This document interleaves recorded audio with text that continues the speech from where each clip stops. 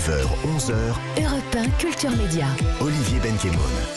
Bonjour Aurélie Chéniaud, journaliste culinaire au Journal du Dimanche. Bonjour Gilles Goujon, chef 3 étoiles au Michelin à la tête de l'auberge du Vieux-Puy à Fonjoncouze, près de Narbonne. On vous retrouve lundi sur M6 pour un tout nouveau programme gourmand, le combat des régions. Qu'est-ce que c'est ?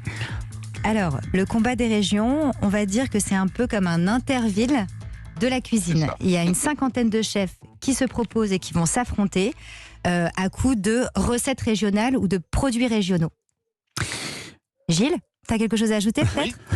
Non, c'est exactement ça. J'aime bien que la comparaison avec Interville, même s'il n'y a pas les vachettes, on est bien d'accord. On peut jouer dans la les bonne vachettes humeur parfois. et il leur fallait quelqu'un qui ressemblait à Léon Zitrone. Je crois qu'ils m'ont choisi moi. C'est vous le nouveau Léon Et la Zitrone. vachette, c'est moi. En réalité, vous êtes 3 Oui. pour goûter. Tout à fait. Bien sûr, il y a Norbert Tarrer avec nous, qui est également le maître de cérémonie. Donc, il anime l'émission, il crée le lien entre chaque chef et leur délégation. Et en plus, il déguste également avec nous leur plat. Et en plus, c'est un professionnel de la télévision. Norbert, c'est le présentateur, c'est lui qui donne le là et qui a une patate extraordinaire et qui nous donne cette ambiance fabuleuse que vous allez découvrir dès lundi, où il y a beaucoup de rire, beaucoup d'éclats de rire, beaucoup de bonne humeur sur cette émission. C'est un ancien candidat de Top Chef, je rappelle, qui depuis a ouvert plusieurs établissements près de Paris, qui anime plusieurs programmes culinaires comme Norbert Commis d'Office ou la meilleure boulangerie de France. Alors, le combat des régions, le combat des chefs, au départ, 56 régions et donc 56 spécialités culinaires régionales. Exactement, c'est ça. Et en fait, ce qui est merveilleux avec cette émission, c'est que ça nous a aussi permis à nous, donc à mes copains chefs qui connaissaient peut-être un peu plus de spécialités, on va dire, de région, mais à moi aussi de découvrir des plats qu'on ne connaissait pas ou qu'on n'avait pas goûté depuis des années. Donc ça nous a aussi à nous permis de découvrir des choses merveilleuses. Alors il faut expliquer un tout petit peu la mécanique. On a un chef entouré de 3 personnes. C'est ça. Et en fait, ces 3 personnes sont des gens qu'il a choisis lui-même. Donc, ils font partie de sa délégation et ça peut être des gens qui sont... Il peut y avoir des producteurs, on a eu des apiculteurs, ça peut être des sommeliers, ils peuvent avoir des métiers qui sont liés... des éleveurs liés à la gastronomie. Mais on a eu aussi le maire d'un village, on a eu déjà des agents immobiliers, on a eu des gens dans l'électricité, on a eu des gens qui venaient de tous les métiers finalement. Particularité, c'est que tous les candidats sont également jugés par leurs concurrents, parce que vous faites partie du jury, mais les autres peuvent aussi donner leur avis, et plus que ça, juger. Oui. C'est ça, bien sûr. Et note, ça veut dire que nous, jury, on amène 2 points chacun, et eux, donc il y a 8 délégations, mais il y en a 6 qui sont là, puisqu'il y en a 2 qui sont toujours en lice, et donc les 6 délégations notent et donnent 1 point. Ça veut dire qu'on a équilibré, ça veut dire que les délégations donnent 6 points et nous 6 points. Sur quoi on s'affronte exactement ? Et alors, je voudrais rajouter une petite chose, c'est que ça permet aussi... aux autres, à ceux qui ne sont pas jurys, de goûter et de se mettre à notre place. C'est-à-dire que tout le monde est à la même place. Donc, généralement, quand il y a un concours de cuisine, il y a les jurés qui dégustent et les téléspectateurs regardent. Et en fait, là, c'était important aussi d'avoir les délégations et les autres chefs qui dégustent avec nous et qui puissent voir pourquoi parfois on va préférer un plat plutôt qu'un autre. Et c'était aussi intéressant pour nous de voir que parfois on n'est pas d'accord. Alors sur quoi ces candidats s'affrontent ? Parce qu'il y a à chaque fois 2 plats en réalité. Alors ils ont 2 thèmes, Ils ont 2 thèmes. Ils commencent par le plat tradition. Donc ça peut être par exemple la Savoie va faire une tartiflette et puis l'Aveyron va faire un aligot. Et puis après, donc ils ont noté là-dessus. Il y en a un qui va gagner cette épreuve. Après ils ont une deuxième épreuve qui est plutôt la création. Sur cette création, on va leur demander d'avoir des produits locaux de leur département et ils doivent nous faire quelque chose de créatif, mais que quand on tape dedans, tout de suite, on soit transporté dans leur département et à partir de là, une technique qu'ils vont nous apporter et nous, on va les noter là-dessus aussi. Et donc, le gagnant des 2 ou celui qui aura pris le plus de points ira lui en finale de la semaine. Il y a une petite mise en bouche aussi, je crois. Alors, quand on dit petite, voilà. Alors, disons On a que pris 3 kilos là. exactement, on est assez gourmands tous les trois. Donc, les mises en bouche, c'est-à-dire que les délégations et le chef viennent avec une desserte sur laquelle ils ont placé tout un tas de produits de leur région. Donc, il y a des jambons, des fromages, il y a des pâtés, il y a des rillettes, que sais-je encore. Et en fait, on était censé déguster un produit ou deux comme ça un petit peu rapidement, sauf qu'en fait on s'est vraiment beaucoup attardé là-dessus parce qu'on a dégusté des choses extraordinaires, donc on s'est fait une dégustation en plus, quoi. Voilà. Une dernière petite chose, comment les équipes ont été choisies? Des candidatures spontanées, casting sauvage? Il y a eu de tout. Il y a eu de tout. Il y a eu et casting sauvage et candidature spontanée. Vraiment là, voilà, il y a eu de tout. Dans un instant, Culture Média revient sur Europe 1, toujours avec Aurélie Chéniaud, journaliste, et Gilles Goujon, chef étoilé. Ils participent tous les deux au nouveau programme de M6, le combat des régions, le combat des chèques. À tout de suite sur Europe 1. Europe 1 vous ouvre les portes du Club de l'été. Anissa Haddadi. Je vous retrouve tout le mois de juillet avec l'équipe du Club de l'été, leurs indispensables en région, toute l'actualité culturelle près de chez vous, des jeux, des cadeaux et un invité chaque jour qui pose ses valises dans le club. Le Club de l'été s'écoute tous les jours, juste après 9h sur Europe Et quand vous voulez sur l'appli. Rendez-vous lundi avec Elise Moon. Grand frais. Ouais, Steph. Bon, je devais t'aider à retaper ta cuisine, mais là je peux pas. J'ai grand frais. Il y a une promo sur un petit rosé qui s'accorde avec les grillades, le poisson et même le fromage. Mais t'inquiète, tu vas t'en sortir comme un chef. Jusqu'à samedi chez Grand Frais, la bouteille de 75 centilitres de vin rosé IGP Méditerranée Arès est à 4 €, si 2 achetés, soit 5,33 € le litre. Régalez-vous, faites vos courses. Grand frais, le meilleur marché. Magasin participant sur grandfrais.com. L'abus d'alcool est dangereux pour la santé, à consommer avec modération. À la radio, on ne peut pas vous montrer nos canapés faits main en Italie. Mais on peut vous dire que pendant les super affaires Poltron et Sofa, vous allez profiter de remises jusqu'à 70% sur toute la collection. Et oui, jusqu'à demain, les remises atteignent 70% sur toute la collection. Poltrone e Sofa, autentica qualità. Et voilà. Qualité authentique, vérifiez disponibilité et conditions en magasin. Leclerc. Le goût du frais, ça se défend tous les jours. Mais comment ils font pour avoir des fruits et légumes aussi frais chez Leclerc? Facile, ils sont livrés tous les jours. Tous les jours? Mais comment tu sais ça, toi? C'est encore une info de ton primeur. Eh ouais, tiens, regarde ces tomates grappes comme elles sont belles. Origine France et à 1,49 € le kilo. 1,49 € le kilo? Où est le primeur? Faut que je lui parle. Tout ce qui compte pour vous existe à prix Leclerc. Du 8 au 10 juillet, catégorie 1, livraison du lundi au samedi. Modalité et magasin participants sur www.e.leclerc. 9h, 11h. Europe 1 Culture Média. Olivier Benkemoun.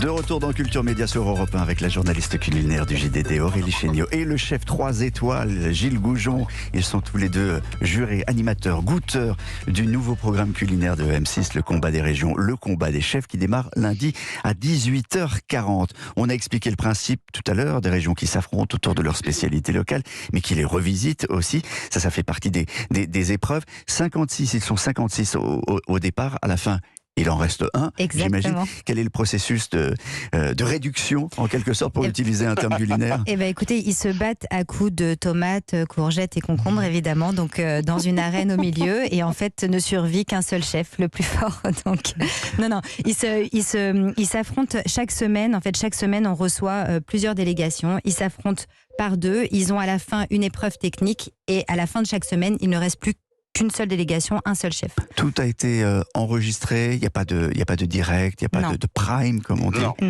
Non, tout a été enregistré, on a tout mangé, des tripes à 7h du matin jusqu'à... Ah, le bonheur des tripes. Du bœuf bourguignon à 8h, enfin on a... ça y est, tout a été avalé. C'est la vie de critique et de chef, Gilles Goujon. On mange des tripes le matin. Triple matin, soupe de poisson, voilà. On a été éprouvé à la dégustation de plats, soit à l'ail, soit aux abats, au bœuf bourguignon. Mais on a eu des choses très simples, traditionnelles, mais tellement bonnes. Vous avez une grande culture. Malheureusement, on y revenait, quoi. C'est pour ça que vous avez pris 3 kilos. Vous avez une grande culture, tous les deux, des plats. Est-ce qu'il y a quelque chose que vous n'aviez jamais goûté? Qui vous a vraiment surpris? Oui, peut-être parce que c'était raté, simplement.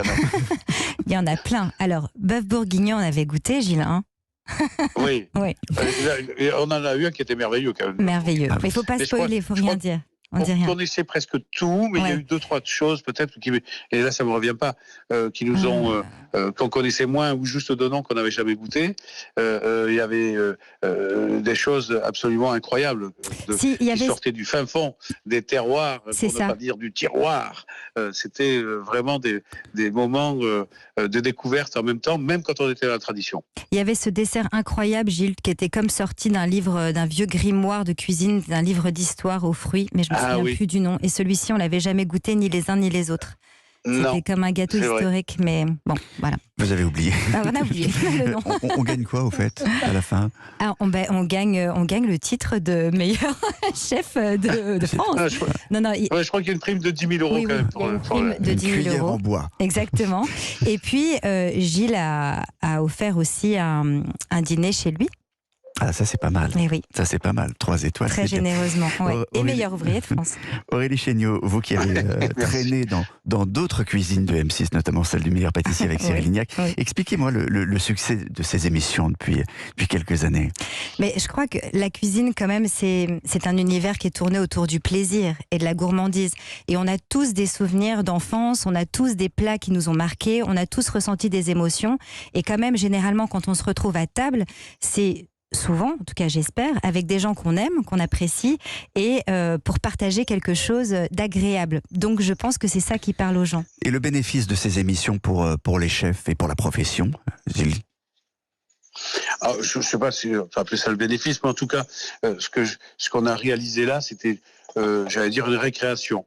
Même si c'est beaucoup de travail, il ne faut pas se leurrer. Je parle d'une façon générale. Parce qu'on rencontrait des gens, on rencontrait des régions, des gens qui arrivaient avec un brin de chauvinisme, si j'ose dire brin, en annonçant leur région avec force et véhémence. Et puis finalement, autour des jours, ça diminue un peu parce que ils ont sympathisé entre eux, donc ils étaient moins chauvins, etc. Mais Gilles, là vous me parlez Dites-moi.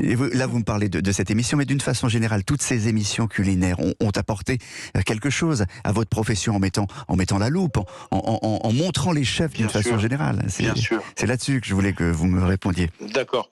Mais bien sûr que ces émissions de télévision nous mettent en avant, nous mettent la lumière dessus, la loupe, comme vous voulez dire, et ça c'est important aussi que notre profession soit vue aussi. Alors, c'est pas par la lorgnette, mais qu'elle soit vue, mais en même temps, des fois, ça déforme un peu, parce qu'on imagine que on peut être cuisinier en quelques semaines, en quelques mois, ce qui n'est pas tout à fait le cas, mais en attendant, on voit quand même bien la difficulté de ce métier et tout ce qu'on peut faire, tout ce qu'on peut créer et la rapidité dans laquelle il faut le faire, mais dans l'urgence dans laquelle on travaille. Et je crois que ça, toutes ces émissions nous amènent une lumière sur la difficulté et la beauté de notre métier. On parle différemment aussi de la gastronomie, de l'art culinaire. La preuve avec ce document retrouvé par les services du patrimoine sonore d'Europe 1, le bœuf en daube, comme on le préparait en 1980 dans le village de Montréal de l'Aude, dans l'Aude. Le bœuf qui est destiné à la préparation de ce plat se prélève dans le jarret de la cuisse et non dans celui de l'épaule. Il s'accompagne obligatoirement de couenne de porc.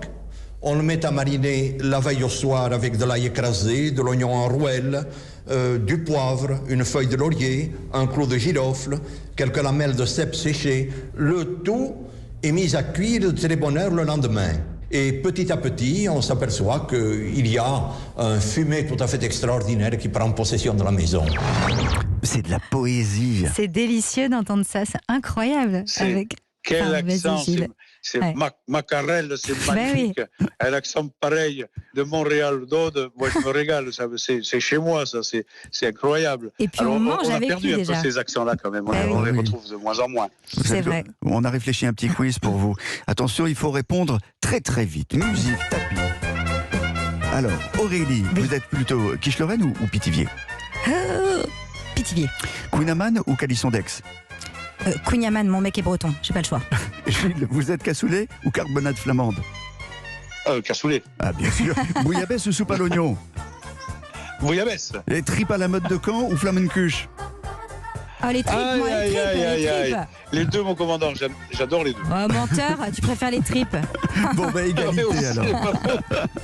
Égalité, je rappelle que vous êtes né dans le Cher. Vous me rappelez la spécialité de votre région? Gilles? Alors, nous, on va dire que c'est le cassoulet, mais il n'y a pas que ça. On a la boulinade, on a plein de choses qui sont avec l'accent du Midi, les escargots des Corbières. On a la chance d'avoir la Méditerranée, mais c'est vrai que le plat le plus emblématique, le plus connu, bien sûr, c'est le cassoulet. Et de là où je suis né, dans le Cher, dans le Berry, c'est le pâté de pommes de terre, bien sûr. Et c'est le Gilles Goujon, la spécialité de ta région, quand même. Bon, je vous remercie tous les deux, Gilles Goujon, évidemment, Aurélie Chéniaud. Merci on vous retrouve beaucoup. lundi pour la première du combat des régions, le combat des chefs, à 18h40 sur M6.